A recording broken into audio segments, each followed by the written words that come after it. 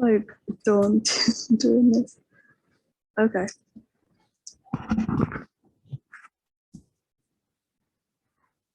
So welcome everyone and to all that are joining us for the first time. This is Remarkist. We're a community of folks who like to watch our favourite television shows together, films. Sometimes it even we book together virtually, but as we are in the same room, gathered around the same television. Tonight we're watching RuPaul's Drag Race Season 6, Episode 5, Snatch Game. Those who arrive early can grab a seat on what we call the couch. This is an area where a bunch of us have a little microphone next to our avatars. That means we can chat during the episode as we are creating a sort of DVD-style commentary track.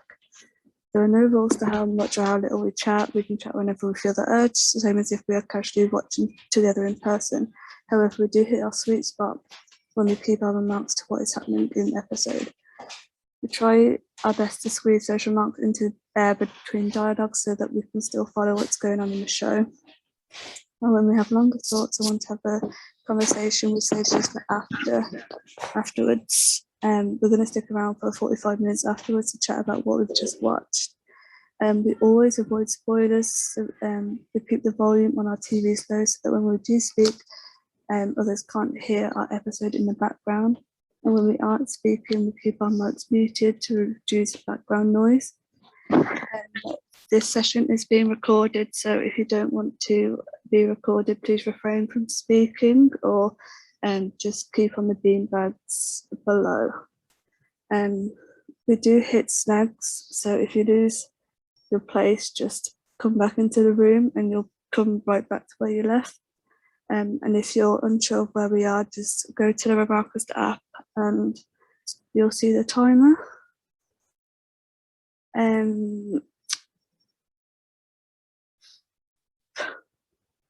So myself and Regina are the hosts tonight. So if you have any queries or anything, just drop us a message on Clubhouse or Discord and we can point you in the right direction. So if everyone's ready,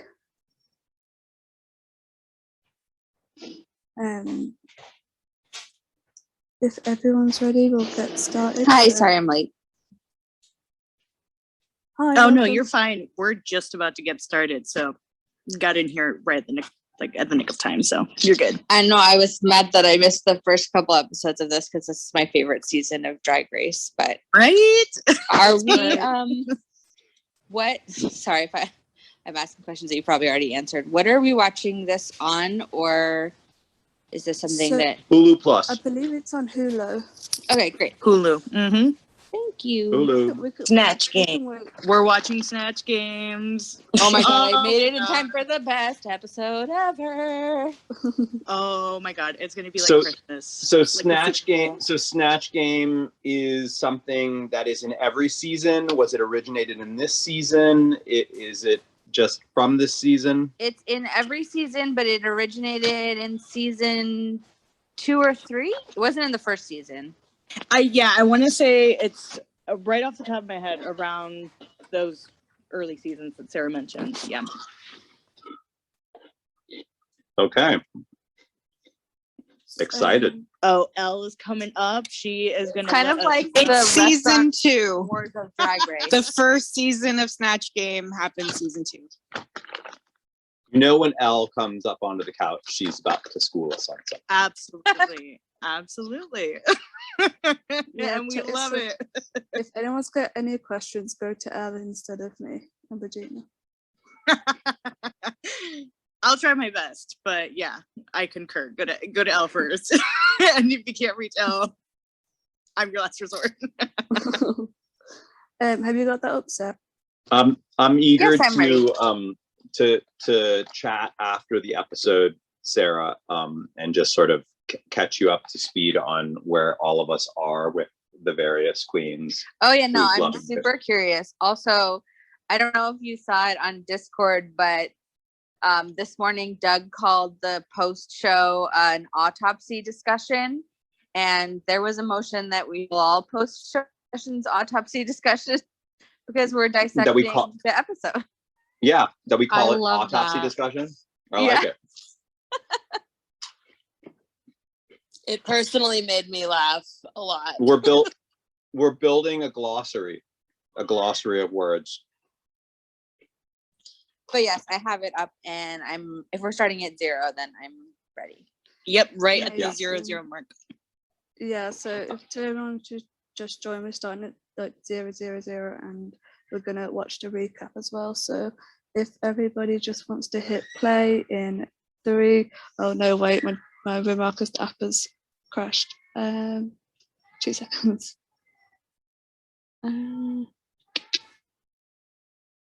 Sorry about this. My timer's gone. Who made that app? Sorry. I know. I'm gonna write a complaint. Okay, so if everyone's ready in 3, 2, 1.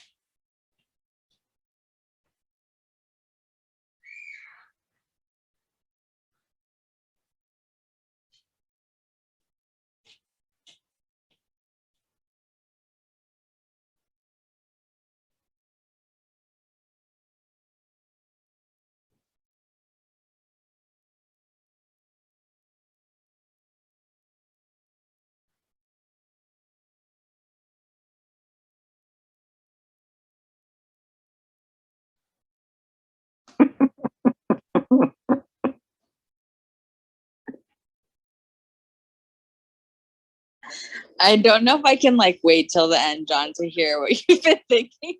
Yeah. I've been having fun.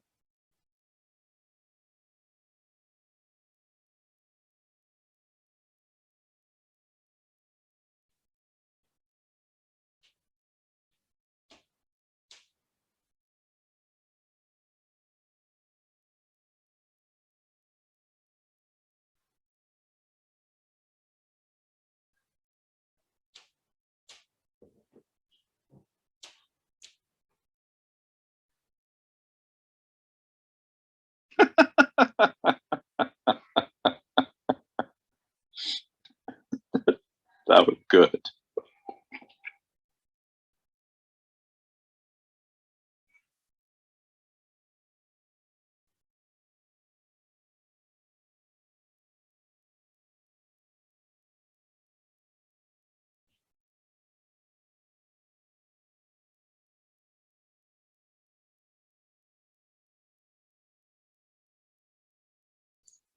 That's the moment I mentioned from Intact at the end of the last episode.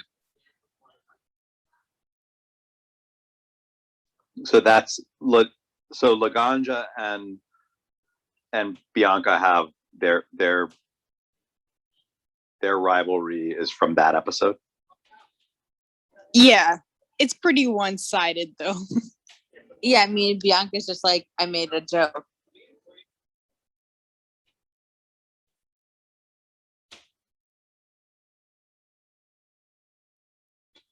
I actually really do like Bianca. I think she's really funny and witty. I love Bianca, and I feel like they do a good job of like showing her caring side. You know what I mean? So far, I have not seen that at all. I find Bianca to be pretty harsh. Oh, you'll see it. She's not. You'll see it. I will just say, she's not particularly likable right at this point. At least for me, I'm.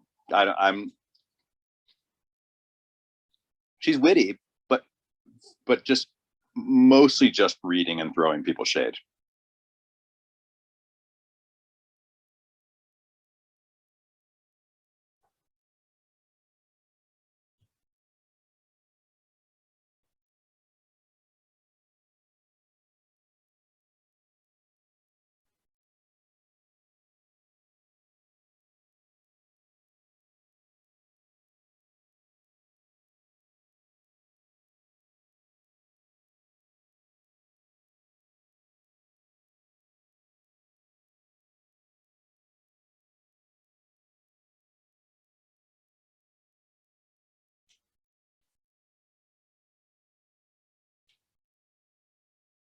I feel like I learned the word basic way too late.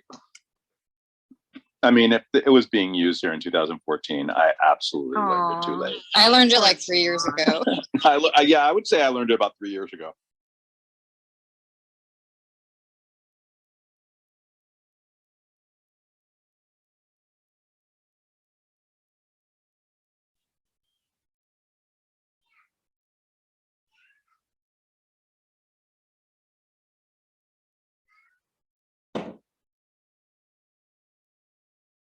I do not know what this even means.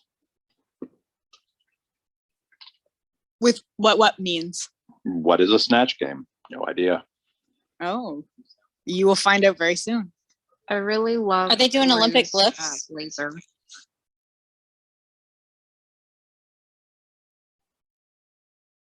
Snatch is an Olympic lift, and that's what I'm guessing it is.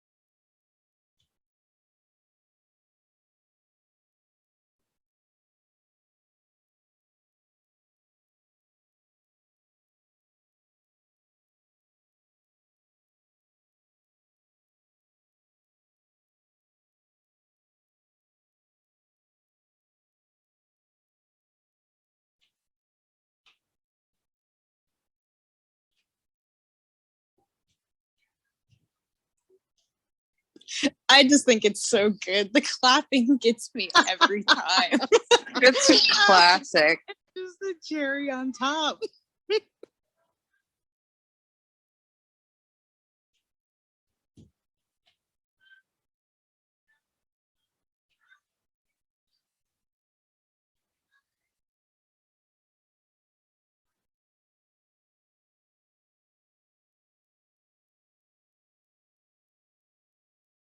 Just makes me think that RuPaul hadn't watched Downton Abbey at this point, because Downton Abbey Maggie Smith is hilarious. So funny. Yeah, I mean, just in general, Maggie Smith is kind of hilarious.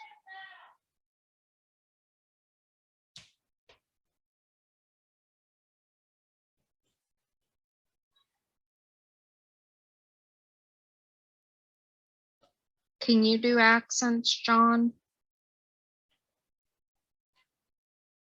Would you survive Snatch Game? Yeah, that would be an interesting question. Who would you play?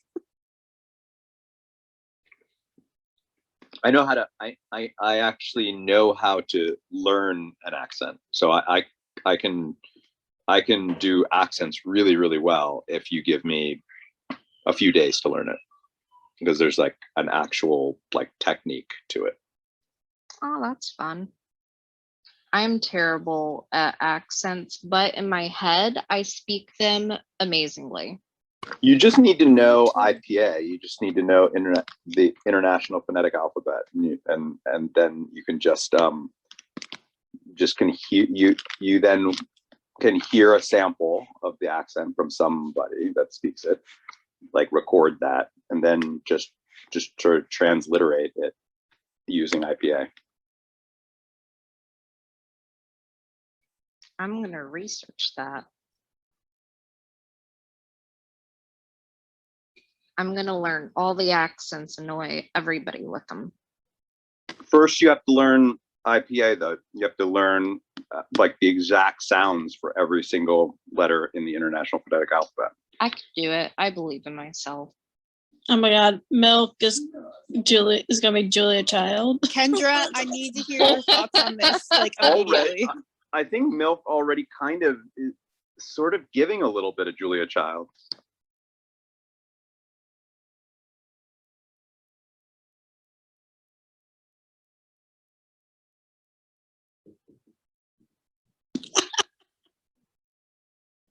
Whoa. Rue's tone was a little pointed.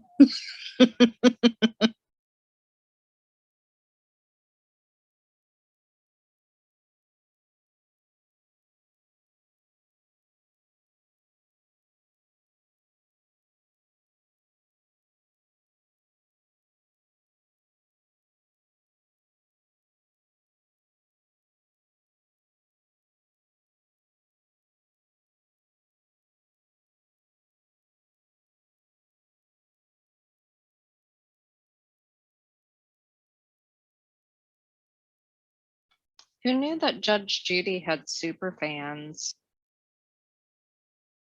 Yeah, I definitely didn't.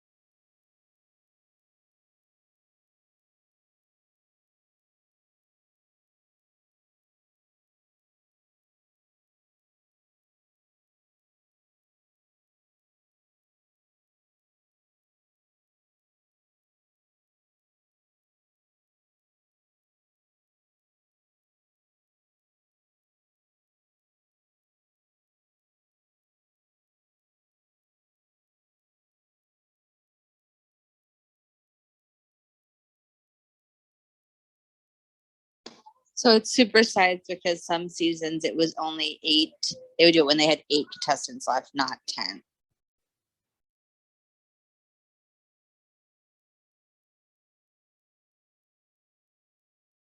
I love Heather McDonald. She's so fun.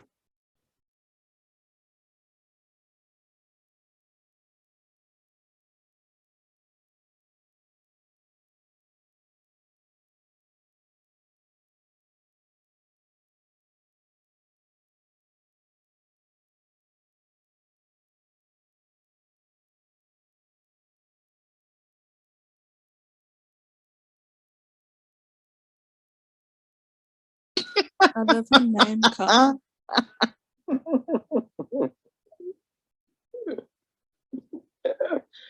I mean, I don't even know what this is, but already Adora has won. That impersonation's so good.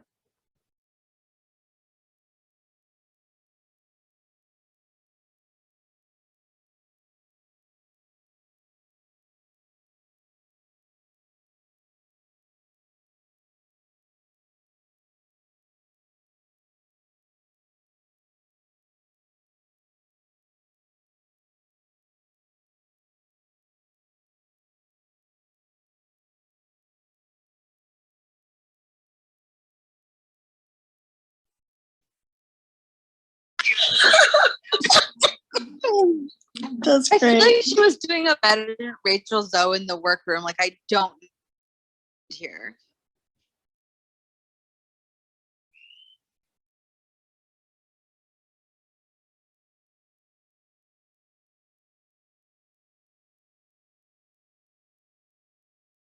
Oh man.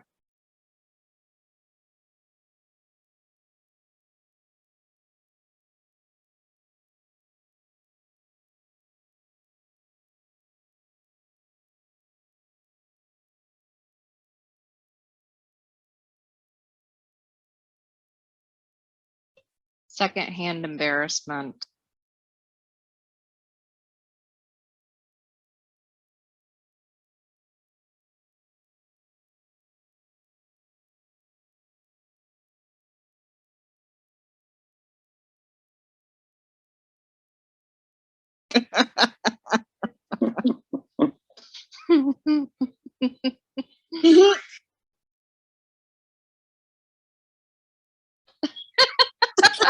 Oh my god.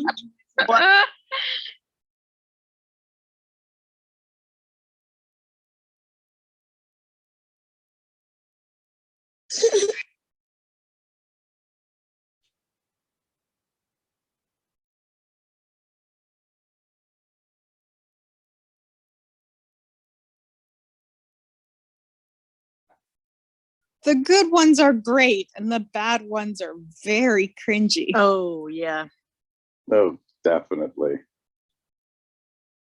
Who are the cringiest so far? Definitely Gia, super cringy. Trinity. Yeah. Trinity. Gia Absolutely. and Milk was Trinity were Milk was a really bad. little on the cringy side for me. Yeah, me too.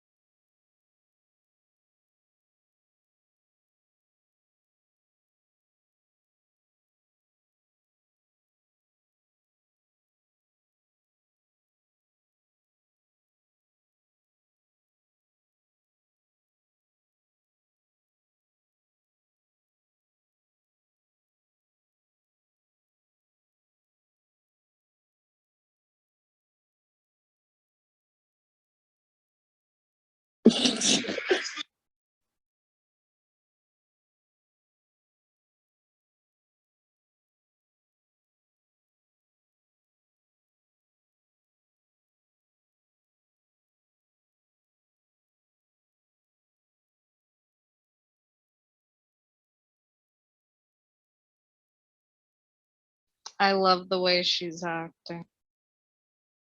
Adore is flawless. Completely agree.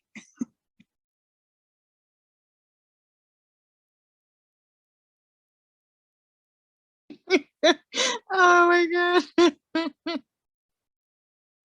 I just want to, so bad.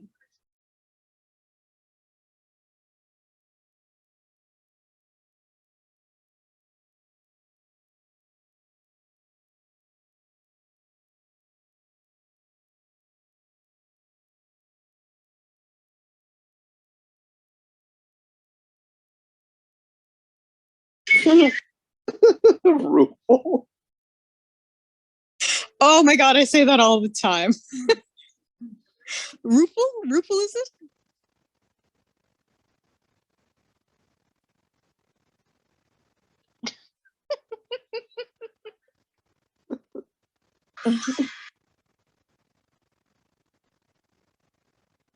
I love that.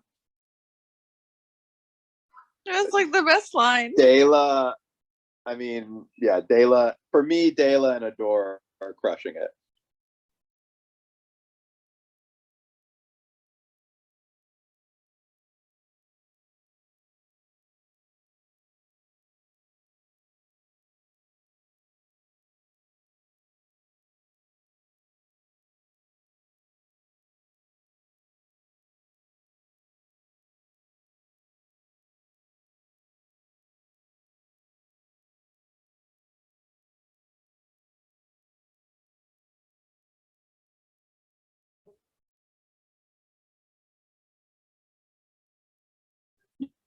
Yikes.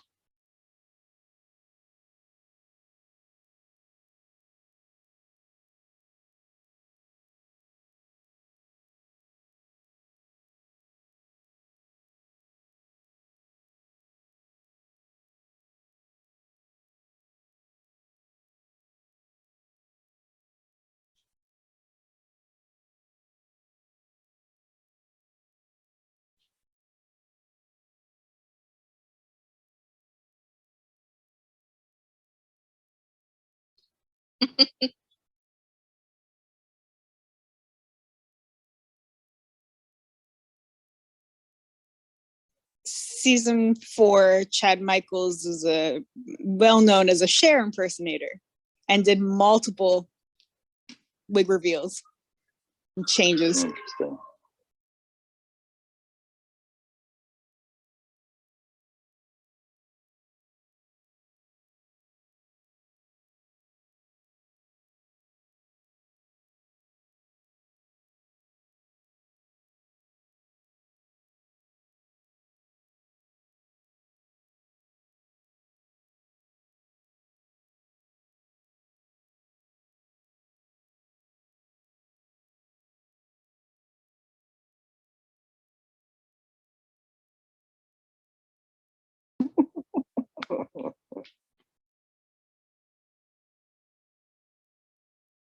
The spelling of that.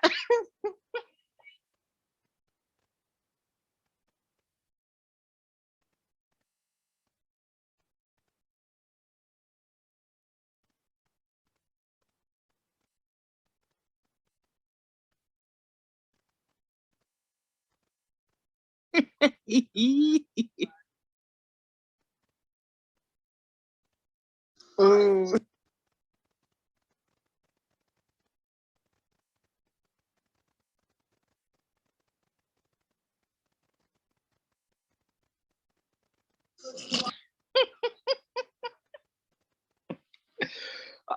I mean, the ones that are good are really good.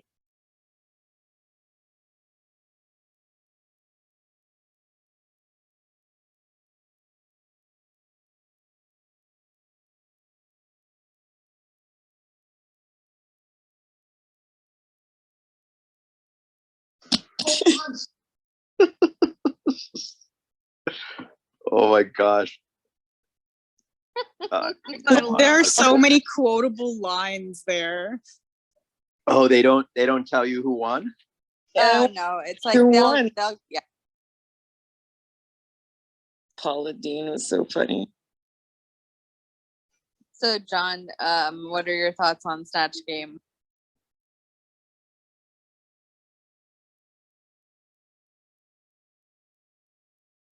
Can we just have this as a show? Like, I'd watch shows just of that.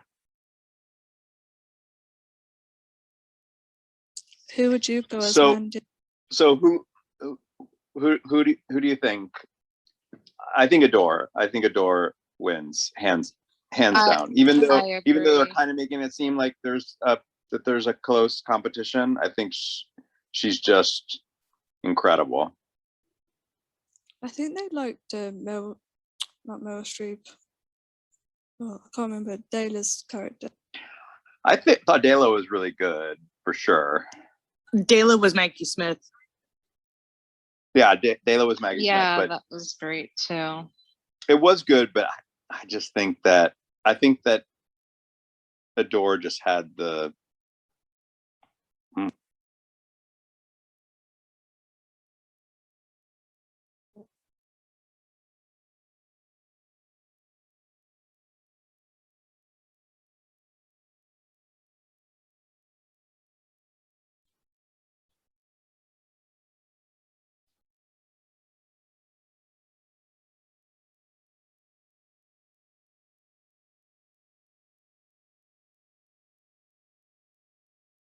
Aww.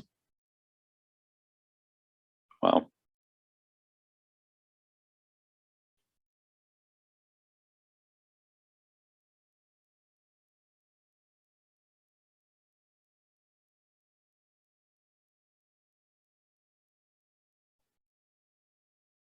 I feel like that was the first like kind of vulnerable moment of any of these queens so far. Yeah, like we don't get a really good backstory that often. No, and that was actually going to be one of my critiques of the show, where it was like, oh, it's a lot of fun, but I kind of don't see any of the vulnerability in these characters and or these people, and that's important for me.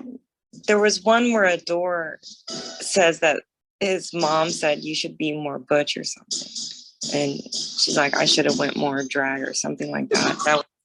That was in American Idol, wasn't it? He was like having an intimate camera moment in the Drag Race show, talking about American Idol. And did you catch the moment between Adore and Bianca? So you're kind of talking, but it's kind of important because Bianca is helping Adore and is lending Adore a waist cincher. Oh, good. And very good. Adore needs says the waist that cincher. Bianca is being really like kind to her and is kind of like her stepmom in the competition. So it kind of talked what we were talking about earlier about how Bianca is kind of mean. Yeah. Right. Yeah. Okay. I might have to watch that again because as of right now, I'm not feeling Bianca being motherly. I was kind of hinting towards this episode in particular because I finished a pre-watch. I'm going to watch that again because I need to see that in order to really get what people are liking about Bianca.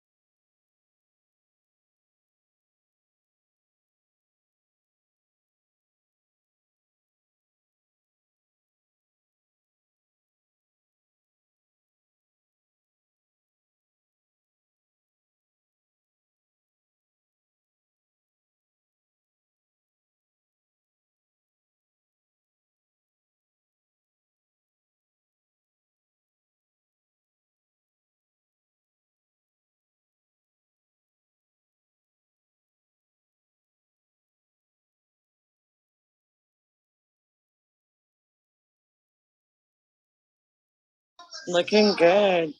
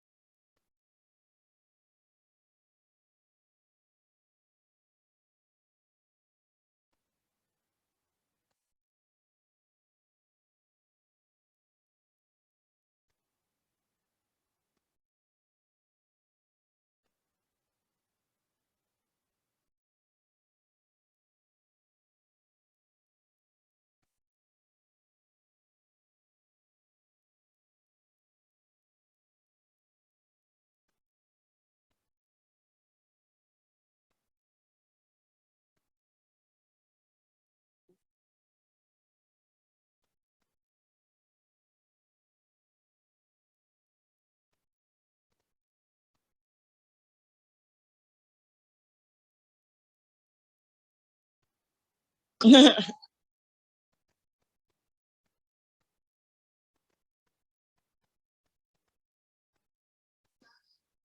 is one of the best looks. Looks great. So good. Yeah, she looks unreal. I was just like think Victoria's Secret when I saw that. With that hairstyle, she looks a little like Pamela Anderson to me. Uh-oh. Oh, Milk. I need your thoughts, Kendra. I miss you up here.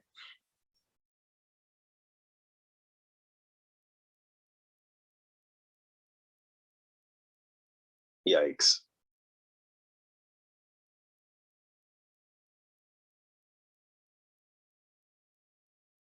Did you rewatch the Bianca and Adore thing? No, I'm gonna have to watch it afterwards. I can't. I'm too in this.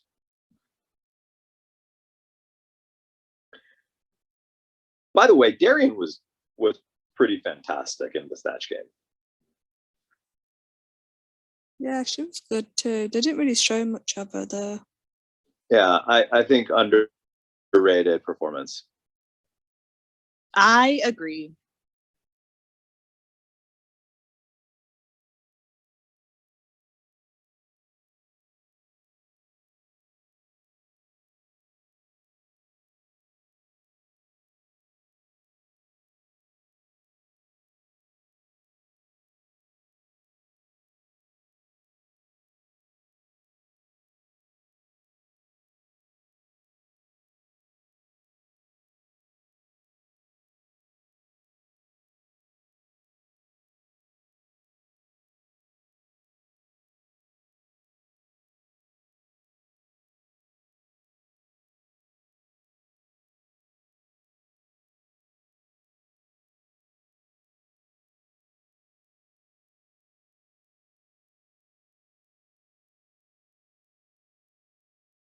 Oh.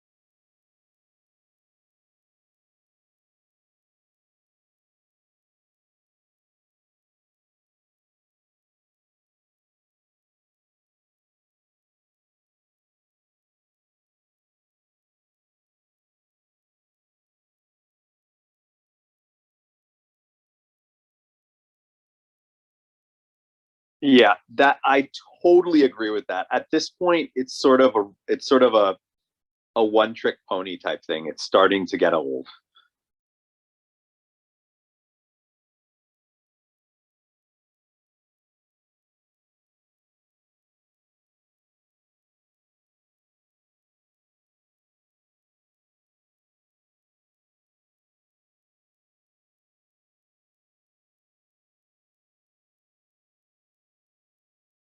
I really, I really gotta see Milk just do You something. predicted it though. You predicted that the judges would ask for that.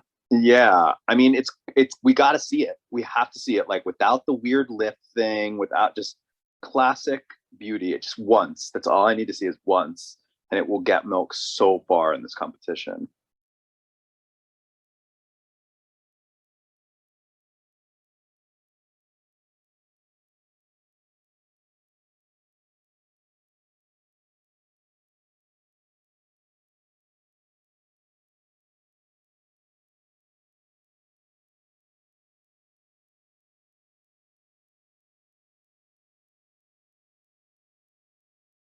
That's all.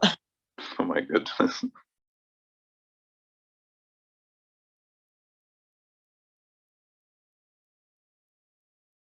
Oh. It was amazing.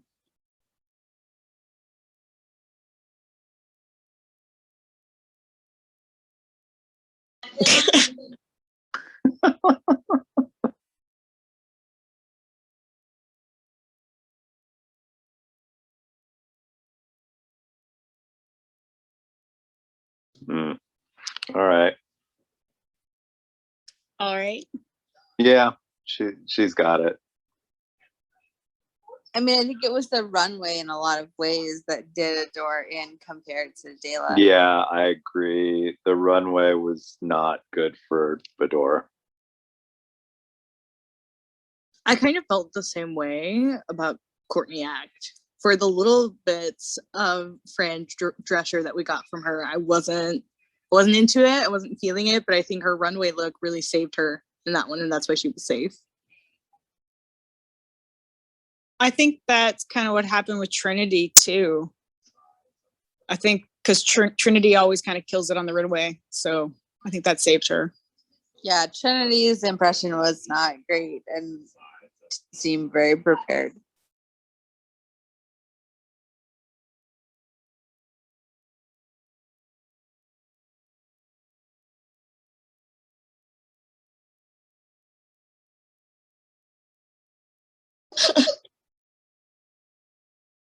Oh, that line killed me. From Gillian. So is her name really pronounced Gillian? Because I thought Rue was doing that as a joke. And if so, I've been mispronouncing her name this whole time. Do not ask me because I'm going off of Rue. Oh. I've always The called wrong her person Jillian.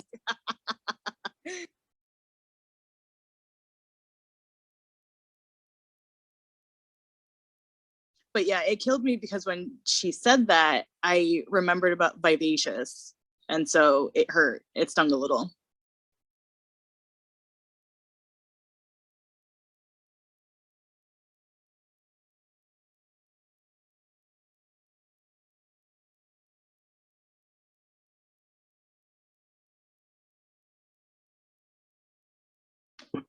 Of course. Of course, that was a good one-liner.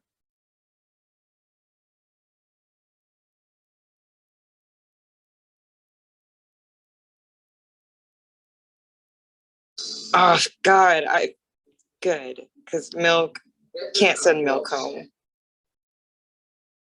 Okay, good. Just because we need this. I'm a few seconds behind. Oh, I'm sorry if I'm ahead. That's all right. This is such a hard lip sync because they're like really close friends. Oof. She is going home. Oh, they're friends. I never know because sometimes they just whip it out at the end, give it all they got. They're impressed sometimes and comes out of nowhere. It's true. The lip syncs are kind of such an integral part of the show. Yeah, really sucks.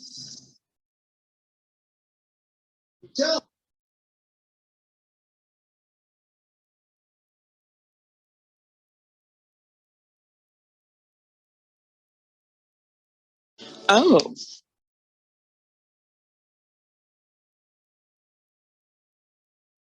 Whoa.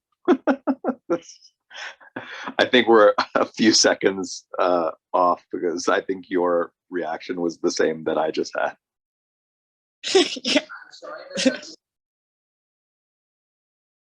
I think she's ahead because I think, John, at least I'm more in time with your. I am apparently quite a bit behind everybody else. It is A-okay. I do like. I this know song. the feeling. Especially since it's like almost over. It's really not the end of the world. What is going on here?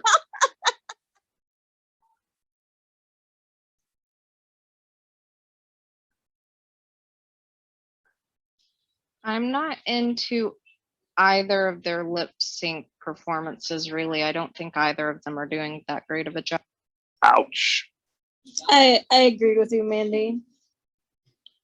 I think if I had to choose, though, it would be the Ladies, I've made my decision. Laganja. Laganja is not going home. You think that like But Laganja? neither, yeah, no, I Look, think Laganja they is fight. gonna win, but neither of them were like really No, they. magic. Oh, Shantae, you stay. Yeah, I think Laganja's dance moves is what's gonna save her. Just the drops were just.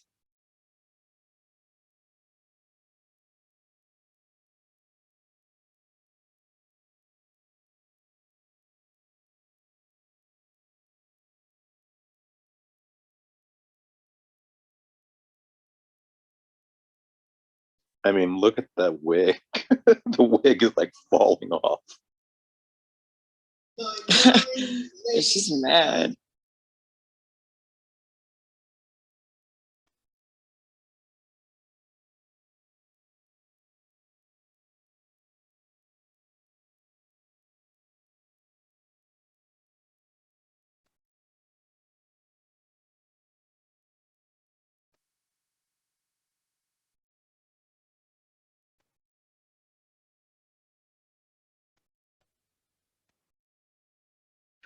Hmm.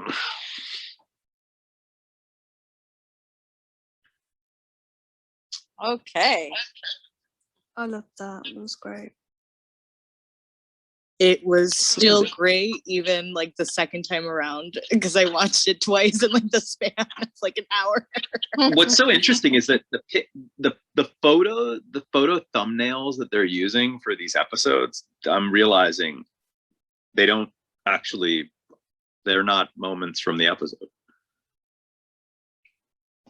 But like the picture that they have for Snatch Game is that didn't happen in the episode. Just something from Hulu. I try not to look at those because sometimes they're spoilers, so I just keep my blinders on to the first one. Because you know, if it's an elimination game, then you see like the contestants in the last few episodes. You're like, oh, well, they're not sent home yet. Well, no, now I'm thinking, because I mean, I'm now looking at all of them. There's not a single one that is from an episode. Like none of these pictures line up with the episode. So I almost sort of feel like it doesn't really matter because they may not even be.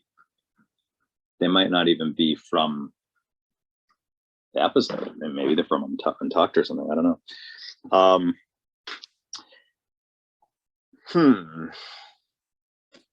So when I think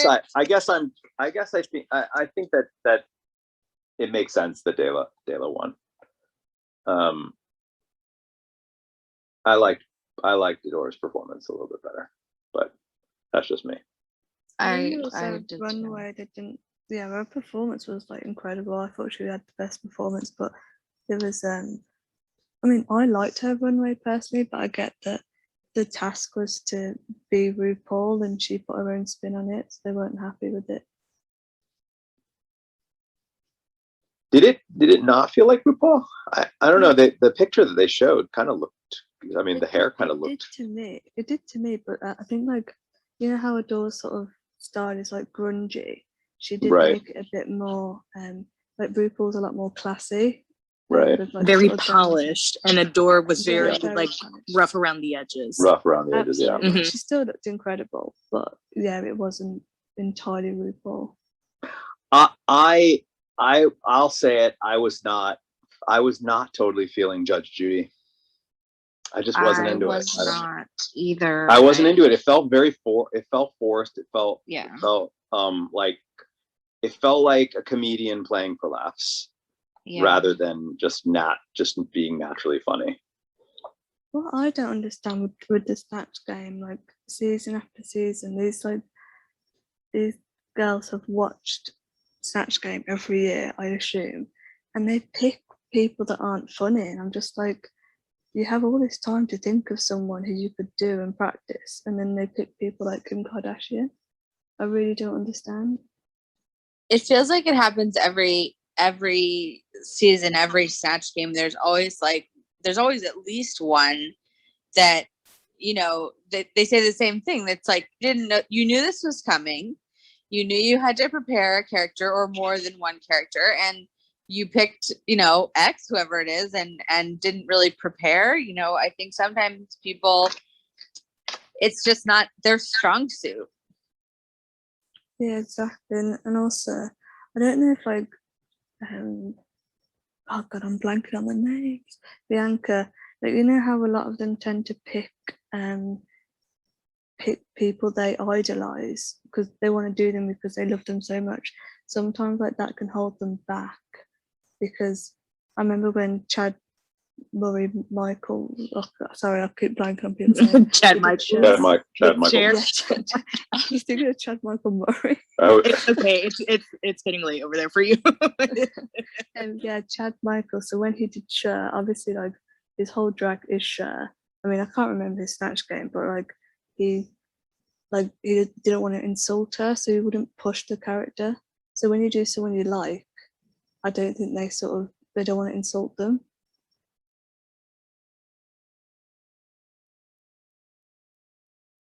I think that the trap of this particular challenge, it sounds like other seasons, the same thing happens, is that they confuse a celebrity who is a very well-known personality with a character or a person that has a sort of bold enough presence, or can be made into sort of a funny character on stage, right? Like Julia Childs is actually a really interesting person. She's a very distinctive, but I wouldn't really like, she wouldn't strike me as the first person you think of as like, oh, this is going to be a really great piece of sketch comedy. However, I would say that that's the case for Dame Maggie Smith. I think Dame Maggie Smith is super interesting and very funny, but I wouldn't immediately think, oh, that's a great character to like just wow a judge with for a comedy performance, which just shows you how good Dela was compared to some of the others, right? Whereas Adore picks a person who is so big that she's like almost made to be a Saturday Night Live skit, you know?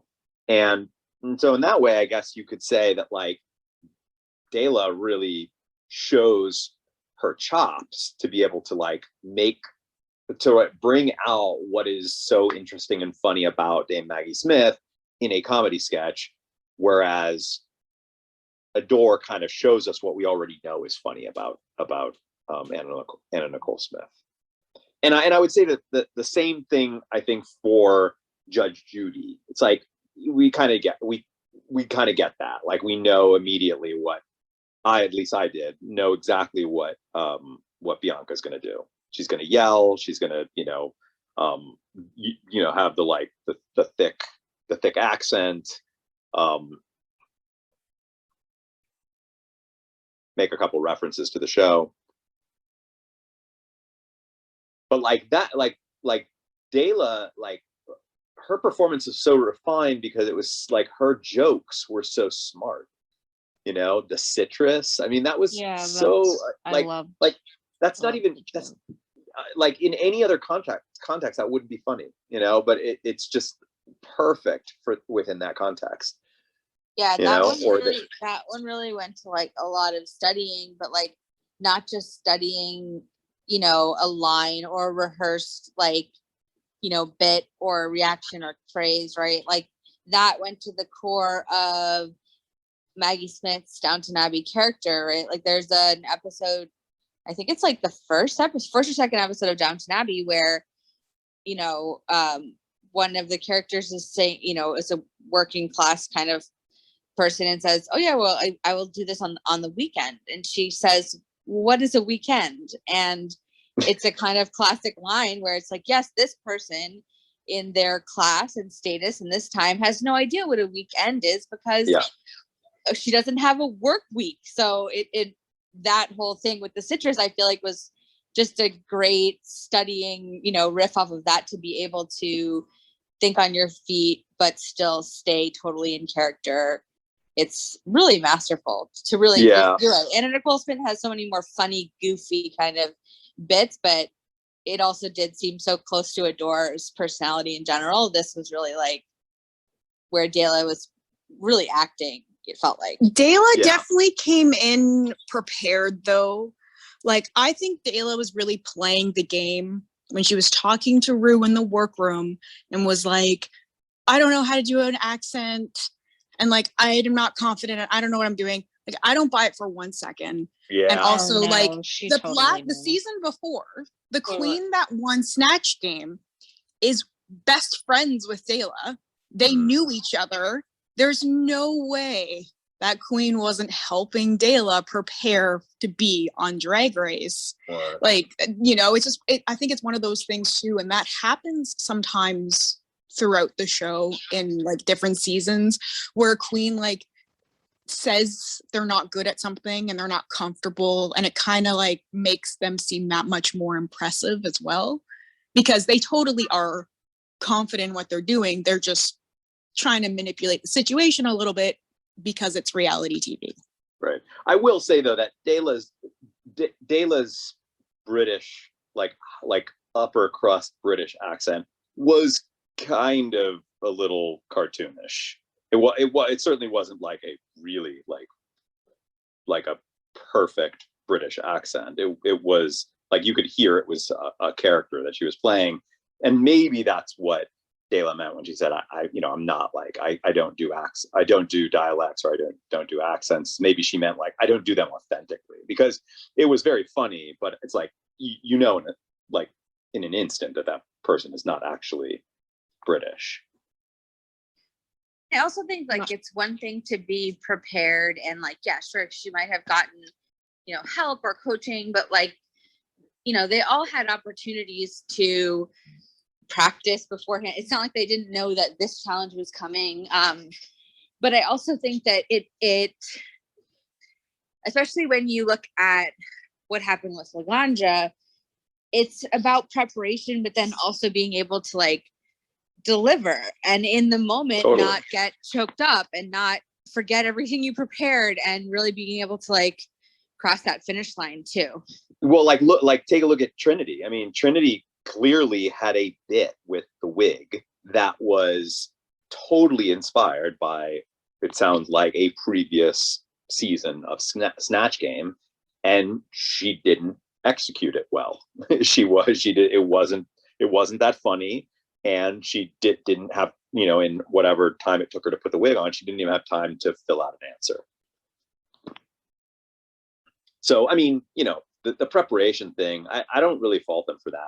I'm positive that they all prepared. They all worked on it. They know that that's coming, this Snatch Game. And it's certainly, I mean, Bianca's performance certainly seemed like it had been rehearsed. I'd say even more, it felt even more rehearsed than Dela's, for me. It did. Clearly, John, you're not really feeling Bianca.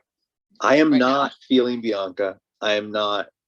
I got to watch that little moment again. I just think that she's too mean. I just think that she's everything we've seen is just her just throwing shade, constantly just throwing shade and reading people. And I just haven't really seen any vulnerability from the character or from the person. I often get that wrong with reality shows. These are real people, although they do manufacture their performances a bit. But I don't know what it is. Well, no, I do know what it is. It's just right now, I feel like just this sort of, I'm a hard bitch, don't mess with me. I'll read you. Like, it's just not there for me. And I know that other people really like Bianca a lot. And I'm convinced that she's going to go far in the competition, because unfortunately I also see all over Hulu like all these other series that are starring Bianca. So my guess is that Bianca goes pretty far in this season. I hope, as of right now, I'm hoping that Dela wins, because I'm also seeing Dela all over a bunch of like Oh, other interesting. series, other drag race series as well. Like, so I know that those two. I guess I'm a bit spoiled just because my Hulu's showing me all these like other drag race adjacent shows that have them on the thumbnail. So I guess I'm spoiled enough to know that they at least go far enough that they are two important queens within the drag race universe.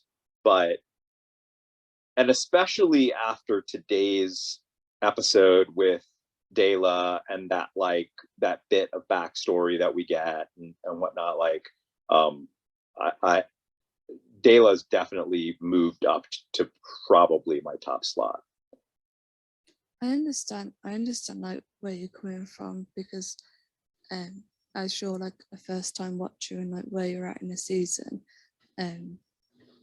Bianca does look really harsh, and that's the point I was at this point as well when I first watched it a few years ago.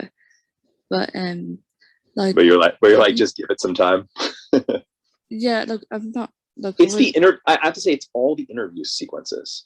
Every single time, every time that they do an interview sequence with Bianca, like I'm just a little turned off.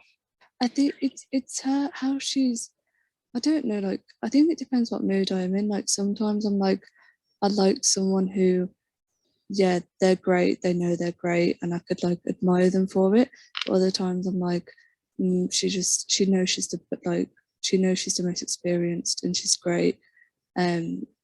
She also seems like she's a little like on, right? Like that she's on even, and I guess that's why I say the interview sequences are the part that bug me the most, because those are the sequences where I want to see you talking to me. You know, when we see Courtney in those interview sequences and Dela in those interview sequences, they really feel like they're having a conversation with me through the camera, right? Like suddenly their whole character falls away, and it's a chance for them to be real and me to be like in a room with them, like getting to know them as a real person. But Bianca feels like there's still like this performance. That's why I keep saying character. It feels like there's this character that's still going, even with the makeup off and all of that. There's still this performance that I'm getting when what I want is to get to know you. Like, I want to know who you are. All of a sudden I'm feeling like I'm gonna I was like, I'm feeling very like Team Jess defensive right now.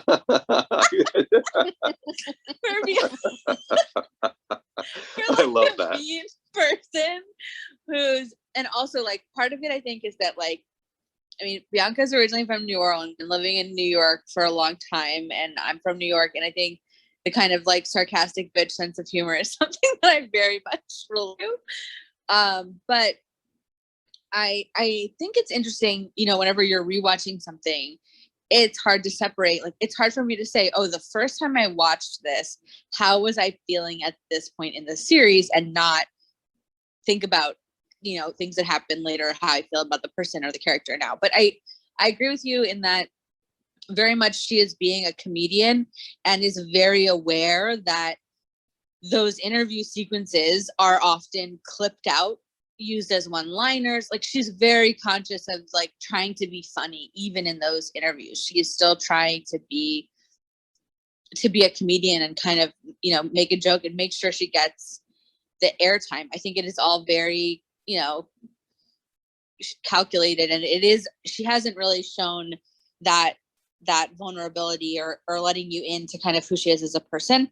And I also think that like, especially the interaction she has with Laganja, like beginning of the episode, just kind of when they're all around the workroom table having that banter, you get this sense that like you've got somebody in their 20s and somebody in, I don't remember at this point if she's in her late 30s or not, you know, you've got kind of like a decade-ish or more difference in age.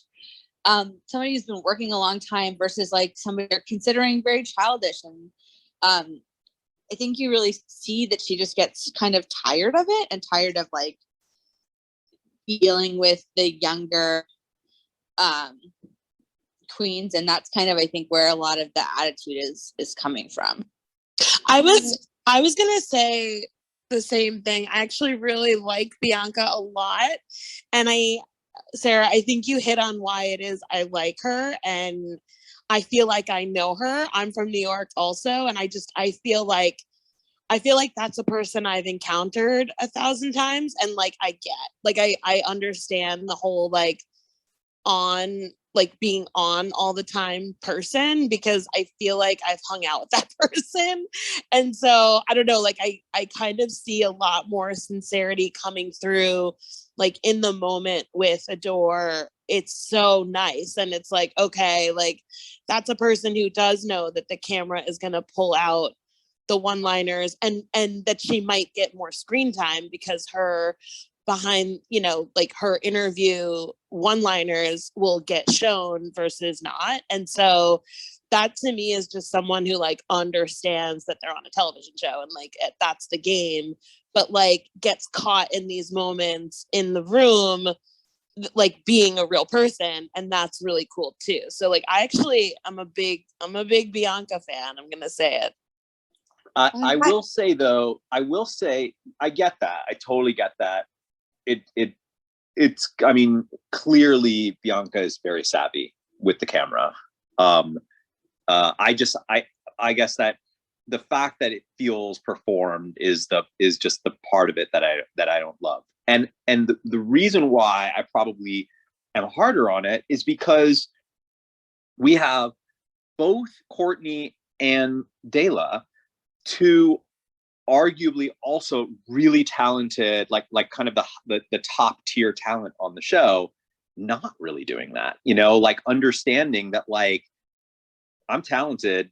They're probably going to use my clips just because I'm probably going to go far, and they're going to need to use my clips because people are going to really like me because I'm going to give what I need to give and perform what I need to perform on stage. And so this is my opportunity to actually connect with the viewer.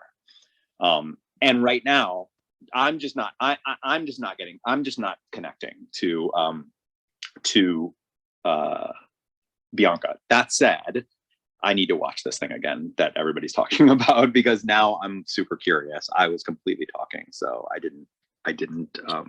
Well, and I think it'll be interesting too, just like the following episodes, I think will evolve. I do think they kind of show more of character, so I will do my best to remember and show up. And it's not like I need I need Bianca to like break down and tell me some really like, you know, super intense sad story like Dela did. It's more just I kind of need to feel Bianca talking to me rather than talking to a room of people that she knows she's the center of, right? Like the like, you know what I mean? I agree with what Sarah was saying about the age thing as well, because I watched episodes 1 to 4 with like leading up to this, and I was kind of like watching Bianca a bit more closely because it's like the second time round, and like just how she just walks into the workroom, like, you know, the scene when they all walk in, everyone's like so excited, and she just looks like she doesn't care because she just thinks she's so good, which she is, but it's just her attitude, I think, at this moment in time. She's just above it, but there is like development. She does. Yeah. She is very talented. She does come across like she feels like she's above it, but I can also sense that she's nervous.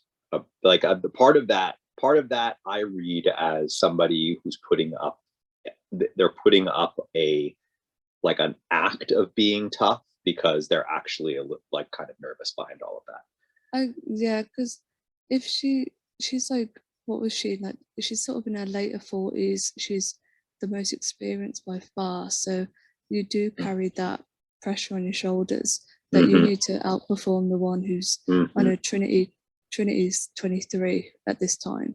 So imagine like losing to her. Like you need to keep face. Oh, Kristen, I saw your mic go off. I don't know if you wanted to say something or not. Kristen, did you have something you wanted to mention? Is it off? Because it was off on my phone. Oh, sorry, I saw it flashing. We just thought that you had something that you wanted to say. No. What I wanted to say is that I totally agree with Diana. Like I love Bianca because I've grown around that kind of attitude and cultural and stuff like that. So I think she's my favorite. Besides maybe Adore. Interesting. Right. What's the I love- I'm curious, what's the general at this point in the competition, what's the room's general feeling about Dela? Love her. Oh, sorry, go ahead. No, just love her so much. So her as Maggie Smith, when she called RuPaul RuPaul, she won my heart. I mean, That amazing. was You were all so Oh my funny. gosh. I was like, that was for me the funniest thing she did. I mean, the citrus was was funny, the so language thing, good. but calling him RuPaul. I loved it so much. I was like, yeah, this is the one that I love. I'm wondering. So yeah, I felt like I haven't been rewatching like these earlier episodes with you guys, so I don't really remember if what Dela has. But I mean, it feels very much like, you know, she really wants it, and you can really how much she wants it, and she's trying very, very hard and being successful. But it's like, at least in my view, it's very much like obviously work, and it feels like it's to the like almost breaking point of overwhelming her. Yeah, that's kind of how I felt Dela. I was gonna say I love Dela. I think she won my heart with like her sweet demeanor and her campiness. But while we're on her, I thought it was very interesting that Michelle Visage, while she was critiquing Dela, about her Maggie Smith in Snatch Game, she said it's another old lady, and it cuts back to Dela in the what's it called? The horror movie challenge, Drag Race Me to Hell, was it not? Or Scream Queens, whatever it was. And I was very confused by that the first time I watched it. Like I did my pre-watch before the event tonight.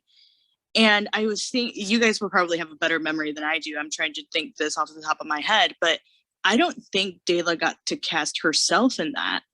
Did she? Because I know that I believe she casted herself in the previous challenge for Shade the Rusical, but I don't believe that she casted herself for that role of the crazy mother. It's the role she wanted, though. Oh, okay. Okay. So she wanted that role. She asked for it. Okay. I think it was more that like they had just seen her do that a few times, and that was kind of Michelle's read, was like, you know, I think that part of this show, especially during this time, very much feeding into your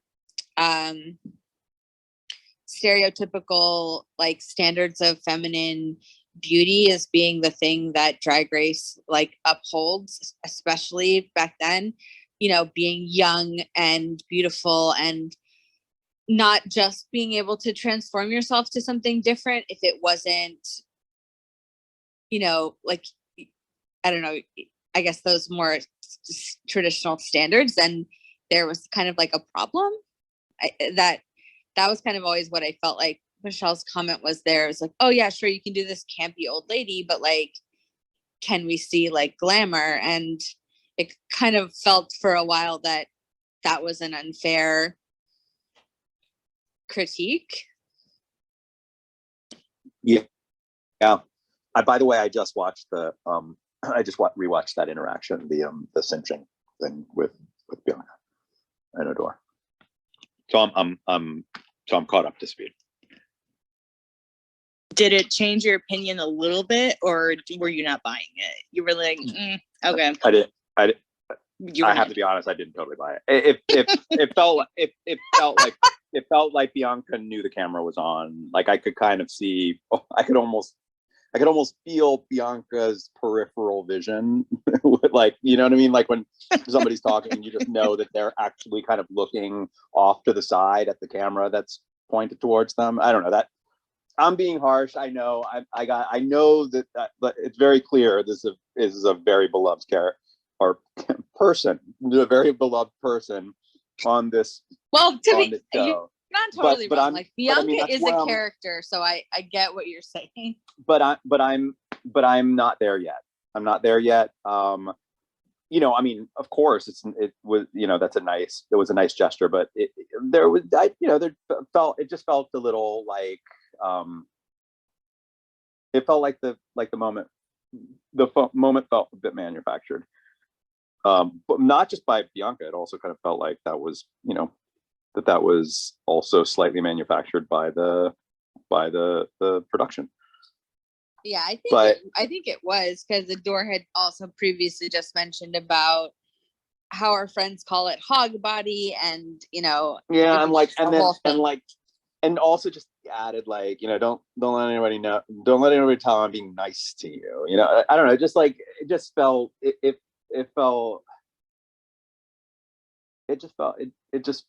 fabricated a bit. But I'm still open. Look, you know, to your point about the Jess debate, I fully like 180 degrees came around to Jess. like by the end of the series, I think that I probably have the most amount of heart for that character. But early on, I was really turned off by a lot of that early stuff. So maybe that will be the same here for Bianca. As of right now, I mean, going back to what we were just talking about with Dela, while I totally understand what you mean, Sarah, well, I think that like more than anything, what I got from his comment or from her comment was which was the judge that told Dela that Michelle. Michelle. I more than anything, I kind of was like, because I sort of feel it too. It's not necessarily I want it to be glamorous and pretty, and I just kind of want the theater to just be dialed back a bit, you know, like I feel honestly like it's like she's doing like a play, you know, like it feels like every character that she does is a character from a piece of musical theater or a play or something like that. And I kind of just want to see like a runway model, you know, like whatever that means, you know, in regards to the look or the beauty or the body or whatever. I kind of just would prefer that it not feel like it's out of like out of a play. Yeah, sure. It's like she's always playing another character, or putting, you know, instead of just like who is Dela. Yeah, like I mean, I think that like, I mean, when we talk about like we talk about like beauty and just sort of doing the drag, but again, I also admit that like what drag is, I'm still processing and trying to understand what that is. I realize that kind of now means a lot of different things, but within the context of what Michelle's talking about, I think that a queen like Darian is nailing that. Yeah. Whereas Dela is super freaking talented, and it seems more like, you know, in a lot of ways has a lot more ability to hit what she's trying to do consistently than Darian, but is just always doing a character from a play. Well, I mean, you know? it goes back to her, like that is her background. Yeah. She was producing, you know, plays and like putting on shows, and versus like some of these queens that, you know, they were performing, if they're performing in clubs every night, just doing their drag character, right? Like you don't feel that way about Milk, even though the judges are asking for something different from her at the same time. It's like she's doing consistently Milk. It might not be great. It might not be what you want to see, but like, you know that she's not being somebody else. I'm personally kind of getting bored of Milk for that reason. Right. I know Kendra probably doesn't agree there, but I just feel like when you're doing that now, I'm the weird one over and over and over again. It's not that much different than I'm doing the musical theater character every time. It's Fair. like I just want to see you be versatile. I want to see you do something outside of your comfort zone. And I don't think that being just going for like classic runway drag queen, I don't think that, I think that for somebody like Milk, that is out of their comfort zone. I think that Milk's comfort zone is to just be as weird as possible. And so that's super comfortable. And at this point, I'm kind of like, okay, I've seen it now. I've seen a beard on the forehead. I've seen pregnant. I've seen all of that. And there's very little that Milk can do at this point that I'm not going to be kind of like, okay, another weird one. But if Milk came out in the next one, just wearing just a classic, some sort of classic, beautiful fashion outfit, I would be like, whoa. And that I think is important to a competition show, that you have those moments of like, oh, wow, that just stepped out of their comfort zone. That's amazing. And I kind of want to see that from Dela a bit too. I'm wondering if we can talk about for a minute because we haven't really touched too much as far as like the Snatch Game performance is concerned on Courtney's friend Drescher and the kind of Courtney Jocelyn, like tension feud that's kind of being built up here. So I don't know how you guys feel about the whole. When Jocelyn in the interview says, I can do a better friend Drescher than that, like I live for those few moments of her friend Drescher in that interview compared to what Courtney was giving. I did too. It has been such a long time since I've watched this. I haven't revisited season 6 of Drag Race since I first watched it around like 2015 or so. So it's been a long time. It's been an even longer time since I've seen The Nanny. From what I can remember, like about Fran Drescher and everything like that, Courtney just was not giving it to me. I was not feeling her performance at all. I was living for Jocelyn, but at the same time too, I've noticed how underrated and underappreciated of a character she can be. I think she could be really funny, and I really enjoyed her celebrity impression. When I watched it this time around, I was like, oh, that was really funny. And I think the first time I watched it, I didn't really get it. I still don't get it because I've never watched the show of the Teresa that Teresa was in, but I thought it was funny. But I thought she was awesome. Kind of like Darian.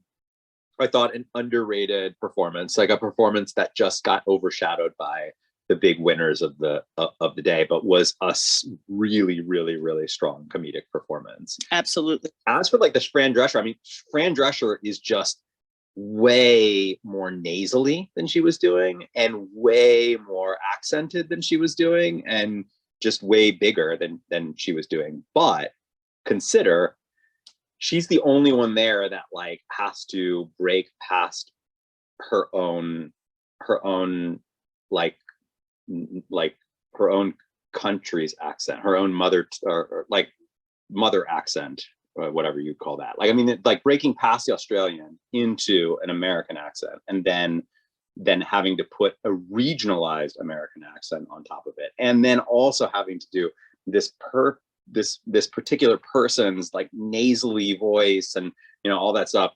It's kind of big. And I'm trying to think like, what could Courtney have really done? Like, there's no, I think it would be really difficult for Courtney to pick any major celebrity most of them are American, like at least the ones that are going to give you that big, huge, funny laugh. Most of them are going to have some really big thing about their voice and, you know, and idiosyncrasies that, like vocal idiosyncrasies that are really hard for her to do. So I almost sort of feel like Courtney just came into that challenge already like majorly handicapped. I think she did pretty well though, and I don't know. I think she did. I do think she did well, but I mean, I don't know if that. I mean, do you really? We also didn't see much of her though. Like in comparison to some of the other performances where we got to see like a lot of funny lines, Courtney wasn't shown very often.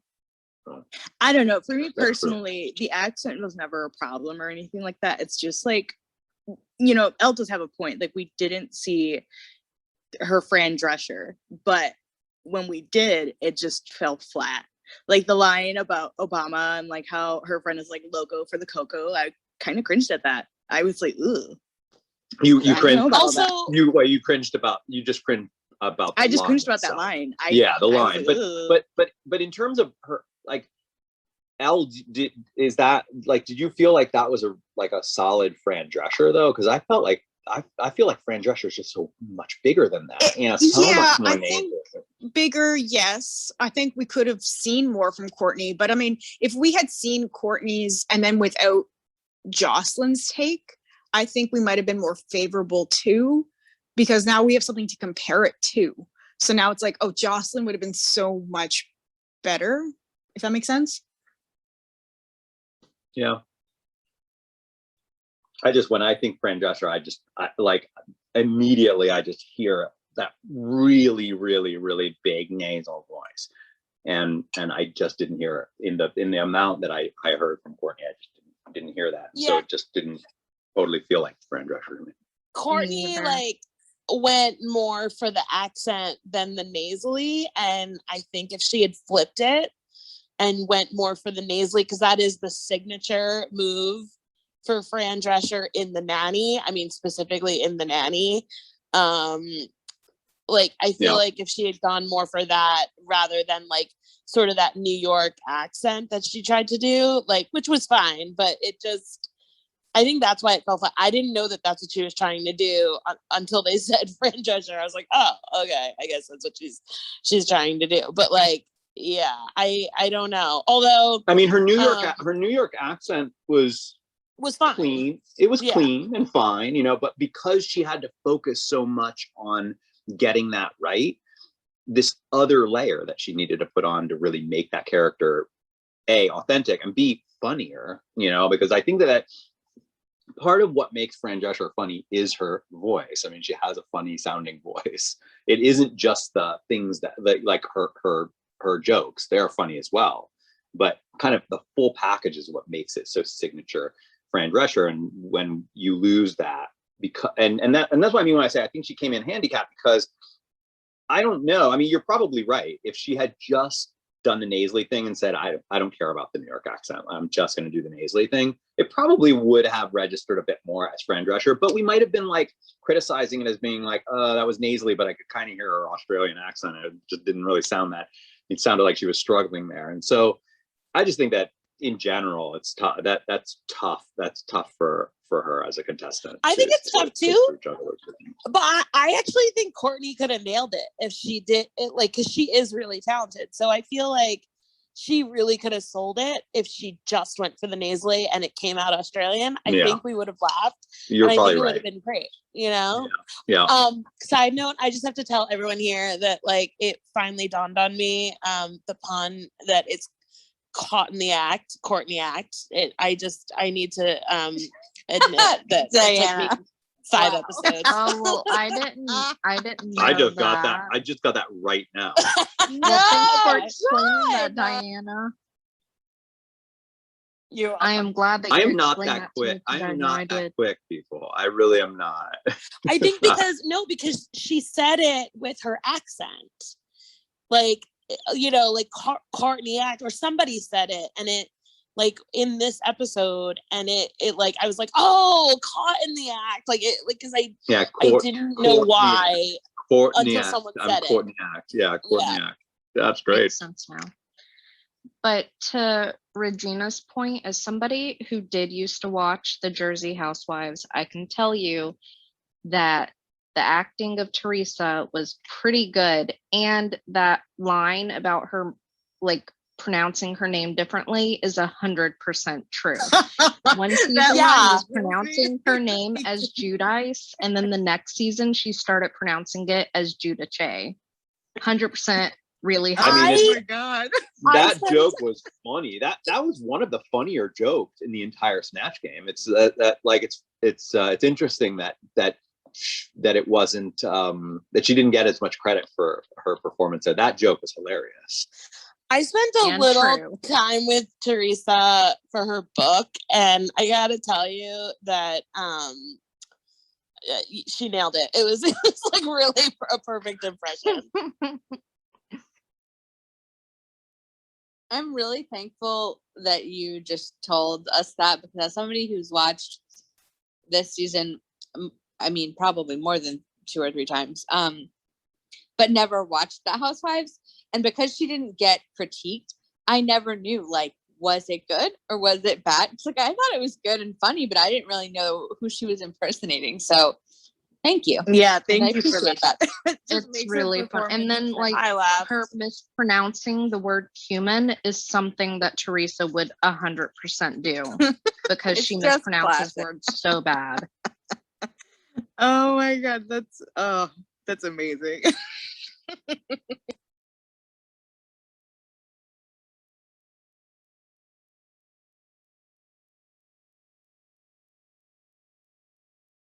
So where are we at? Where are we at with the contestants? So like my favorite is Ben Delacreme, because I don't know, I always like the nice one. Yeah, I'm in the same boat. I'm more for the nice ones. I'm with you on Milk. I kind of I like the weird thing, but at the same time, I'm just ready to see something a little different from him. Definitely, or her. versatility is what'll get you far. Yeah. What did people think? Were people like happy to see Gia go, or because I kind of was. I was very happy to see Gia go. I mean, nothing against her, but I wasn't a fan. Yeah, I was thinking that maybe I would start to find her weirdly charming, but it never really got there for me. I have no problem with Gia going home at this point.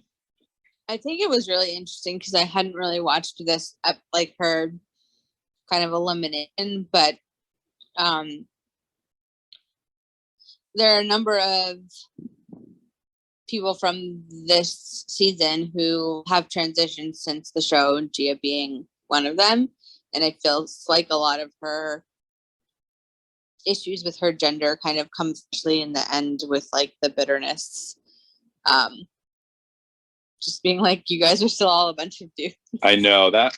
I don't know. It's really awkward knowing what happens after. So can we dissect that for a second? What was she specifically trying to not say but do there? What was her intent? Was she like throwing shade at all of them? Was she, was she trying? For some reason, I thought it was a dig at Milk for dressing in a suit. And I was like, that's weird. Was that directed just at one person? I'm not sure. It confused me. I also thought it was directed at Milk, especially since the episode opens up and Darian Lake is kind of throwing shade and kind of being a little messy, and throwing these snide remarks at Milk about their drag. And Elle had actually mentioned, was it in the Untucked episode before this one, for the previous episode or so, that Gia Gunn specifically was critiquing and criticizing Milk for coming out with like the pregnant belly and everything like that, and that kind of got the whole ball rolling. And then we see that kind of spill over in the beginning of tonight's episode, and I think that resentment is still very much there. And I thought that comment about the "oh, you're all still dudes" was directed at Milk in particular because of that. Yeah, I completely agree with you, Regina. I'm glad I wasn't the only one that felt that way. Yeah, well, I mean, then Her then interview after. Yeah, her little speech afterwards was like, you don't just put on pants and go out there, or something like Yeah, that. the speech after felt very much like directed at Milk, where it was like hard to look like a guy, like you're a man, like that felt very much like about Milk's specific runway that show. But I felt like in general, it's just a lot of that attitude going out, just knowing what she was dealing with. You realize that she felt like she was more of a woman than the rest of the contestants, which is fair because you are a woman and you identify as a woman, and whether or not that was allowed to be expressed on the show at the time, which is kind of iffy or not. But yeah, I think that had a lot to do with it. Yeah, I can agree with that. Yeah, I could totally see where you're coming from on that one. Yeah. I would say that Dela is definitely at the top for me, even though I really would like to see her just break out of the I'm doing a Broadway show right now.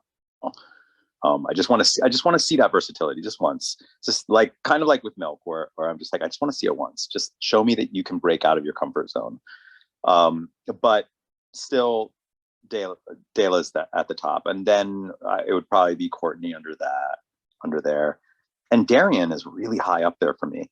It's what's interesting is that Darian does not get a lot of good screen time. Like, they don't really spend a lot of time on Darian, and I feel like when they do, we often see Darian say something really witty, and I think that it's a really good example of how reality shows can make contestants look a variety of different ways.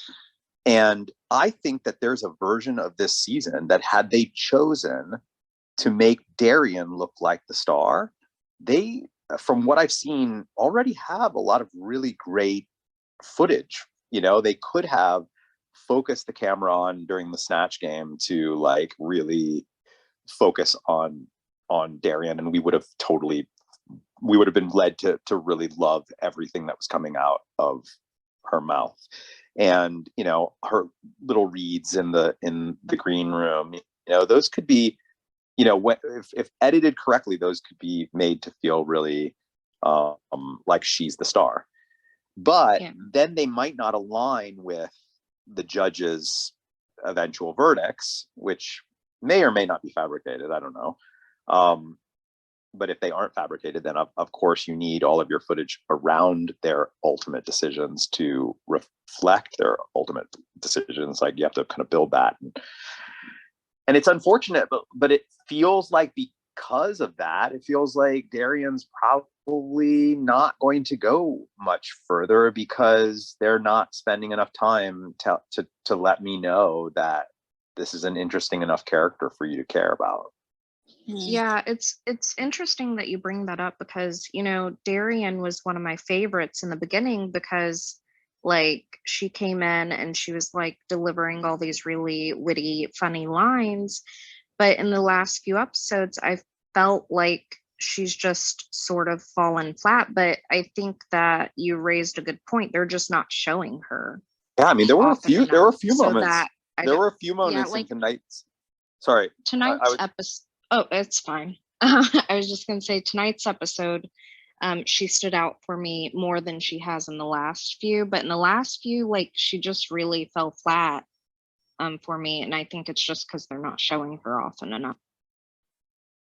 I thought that John- the ones that they did show tonight, of like the moments that they did show of Darian tonight, were just, I thought they were solid. They just showed them in a context that I was kind of, as the viewer, not meant to really care. They were kind of like throwaway, like a little throwaway moment. John, have you seen the first season of Unreal? Unreal? No. Okay. It's a scripted I want to say drama, but anyway, a scripted show based on the premise of The Bachelor. So it's a scripted show about the producers on the kind of reality TV shows like The Bachelor. The first season is incredibly, it's only a couple episodes. I want to say less than 10. And this came out a couple years back, but it really does kind of like the writer of the show used to be a producer on The Bachelor. So, it's the tea was really hot in that, like, you know, that a lot of this shit actually probably went down in real life. But basically you just really kind of see behind the curtain of like how these shows are incredibly manipulated by producers and what they're shooting, what they're deciding, like they, you know, who they're deciding is going to be the villain and how they're going to try to cast that person as a villain or as the hero or whatever. So it really, if at least for me, it opened my eyes as somebody who was watching a good amount of reality television that like, yeah, this is highly manipulated, you know, by producers and by what they choose to show you ultimately. Yeah, 100%. I'll say there are two things. One, back in the mid-aughts, right before the writers' strike, the writer's strike was in, I guess, 2008. So this would probably be 2006. Because they were already preparing for the writer's strike. The Writers Guild was trying to bring the reality editors into their fold. They wanted to make the case that editors of reality television and what they call like script producers, they give them these names that like don't sound in any way like they do any actual storytelling or writing on the show, but of course they do. They wanted to bring them into the Writers Guild because they wanted them to, you know, of course, have like all of the union rights. They were all non-union talent. They wanted to have all the same union rights that screenwriters of scripted shows were getting, because they actually were writing these shows. They were writing the things that they were telling the stars to actually say. So sometimes like they would just like feed you a line, like this is what you need to say, you know. So it's like fully written, you know. That person did not come up with that. That was fed to them beforehand. And while I was working with the Writers Guild on this campaign in the lead up to the strike, I met and became friends with, because we were working on it together, a contestant on a very, very, very well-known reality show, like probably the biggest reality show, certainly at that time, that involves people out in the wilderness or on an island somewhere. And this was a villain. Job, John. This was a villain. The person, who's just a very, very sweet person, very, very nice, normal person, was the villain on this particular season of the show. And, you know, because of that, like, got all of the crazy blowback that you get as a person returning to the real world, and everybody hating you because they think that that's you, that you're that awful and manipulative and all of this stuff. I got so many amazing, like really interesting stories about how things were done. Things like shots, like helicopter shots of people of like contestants, just casually walking across like a landscape, and then they're all like told, cut, go back, we're going to do the walk again. It's like these moments that you think are completely like, oh, that's just people out there living in the wilderness. It's like, no, there's a helicopter, like just shooting it over and over again. They're full on actors. They're doing really nothing different than what I did on Gilmore Girls. Cut, back to one. Okay, everybody go back behind that rock. Now everybody, okay, action. Really like that staged. And then they kind of decide, like, based on the dynamic between the contestants and the bits of stuff that they've gotten, the footage that they've gotten, they start to kind of figure out, like, oh, okay, you know what, there's a story here, and we need a villain, we need a hero, and we can do it with these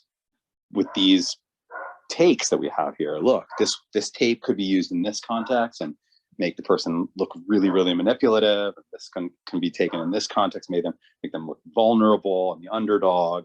Great. Okay, let's go with that. And then from there, right, like now they know their direction. And so then, then you have all of the other stuff like feeding lines and all of this kind of really interesting stuff. Yep. Anyway, if you ever wanted to watch a really good scripted, dramatized version of that, Unreal is a good show. What network was it on? It came on Lifetime, I want to say. Yeah, it was a weird one. It was like, yeah, it might have been Lifetime. Yeah, it was. Sherry Appleby was one of the main stars, and then the other actress who plays her boss, whose name? Constance Zimmer. Yes, Constance Zimmer, who was from Entourage before. And so it was also a very interesting show because the two leads were both women. So it was a very, very like female-led show, especially that first season. I think I watched the second season, but honestly, like the first season was really just like masterful. It got a bunch of like award recognition and stuff. So yeah. John, I just wanted to know, I just joined in and I just wanted to know how did the conversation go from RuPaul to what you were talking about? That, like, I just want to know how that connection came in. It just sounds like a fascinating. Well, we were discussing one of the contestants on the show, Darian. The editing of Darian Lake. Yeah, we sort of felt like okay. Darian's pretty interesting and seems like, could be a real, like has a lot of really great reads, and I think is pretty solid on the runway, and and all of her performances are good. But then I was saying, but like they've decided who the heroes and the villains are, and because of that, all they have to do is just not show you that much of Darian, and then you just forget about Darian until Darian gets removed from the show. And then that got us into talking about how reality shows are all fabricated, to varying degrees, but at least they are all somewhat fabricated. And then that just reminded me of the story of that I had of like, meeting and getting to know a contestant from a very iconic season of a very iconic reality show who happened to be the villain of that season in like a really bad way. So much so that like she was like a villain, like a well-known villain of the entire series, like, known as like one of the most iconic villains. And like just how all of it was just, all of it was, or a lot of it was just sort of built by clever editing and, and feeding lines and all of that stuff. Oh, okay. Yeah, no, I like the whole idea of reality TV, but more so like producing a concept for a series, not writing for it. Oh no. I'd rather just manipulate it. But not here to, for it. All here for yeah, it. But yeah, they but are, not to I the mean, point where like they'll be like, okay, well, you're gonna say this line at this time, at the okay, boop, boop, boop, cut. No, we're not doing all that. American people go through like a lot of traumatic stuff. You just manipulate their emotions, and you're gonna have a great, entertaining show. Remember Trading Spouses? This is ungodly. Come on, that was iconic. Like we still quote that. Well, my age group still quotes that today. That aired like 15 years ago. That was good. That was spicy reality TV. reality television is you know the people behind the scenes are writers. I mean, they're 100% writers, and they are totally writing. They're just doing a different kind of writing. But if you can consider like sketch comedy writers to be writers, then you know reality story producers, as they're often called, are writers. You know, they're improvising with like this footage that they get and figuring out, you know, what the scripts should and how the story should move. That's just all. Yeah, like like how they like manipulate people's emotions, and then when they get the best part, they'll go into post production and amplify the editing, so then it'll look better than it was. But they also like just straight up tell them to say things like, you should say this. Oh, see, now those people, I think like if I was behind the scenes, I was like a writer, I wouldn't be able to do that. You know what I mean? Like, no, like, see, so here's what happened here. And, you know, if I was in your situation, I'd say this, but that's just me though. Because people do that all the time in real life, but they don't get paid for it. That's the thing. So it would seem normal for them. Oh, that's the thing that doesn't happen? No, it does happen. Like that the producer Yeah, will that's go what they to do. them and say, oh my gosh, so-and-so said this about you. And if that happened to me, I would feel horrible. And then they start rolling the interview. Exactly. Okay, I mean, that's perfect. exactly how it goes. It's like really manipulative, but you know, It's very shady. My It's phone very is gonna die soon, but yeah, you had asked. I'm gonna actually jump off. I've got a bunch of stuff that I need to finish, but this was good. Yes, very lively discussion. I loved hearing every single second of it. 100%. Well, thank you guys so much. And the only thing I wanted to add was that right now I feel like for me, I'm very much rooting for the underdog story of Adore, which I didn't feel like got super touched on as far as like who was your favorite right now, but I think that was kind of like where I'm at in the season. Adore has climbed up to the ranks for me. She's still not in the top 2. Maybe she's 3 or 4. But my top 2 are Ben and Courtney. And I'm waiting to see if my feelings about Bianca change. It's hard for me to imagine that they will, I have to be honest. Listen, I was gonna say, like, if they don't change by the end of the series, like, the beautiful thing about this community is that, like, we can respect each other's opinions. We can agree to disagree. I will respect your opinion if you don't like Bianca. You know? Even when you're wrong. Like, even, you know, like, even when Jess is Mom's like, you're entitled to your wrong opinion. It's fine. Yes. All right, everyone. I'll talk to you tomorrow. Yes, thank you all so much for coming. Take care. Night, everyone. Good Bye. night. Thank you, everyone.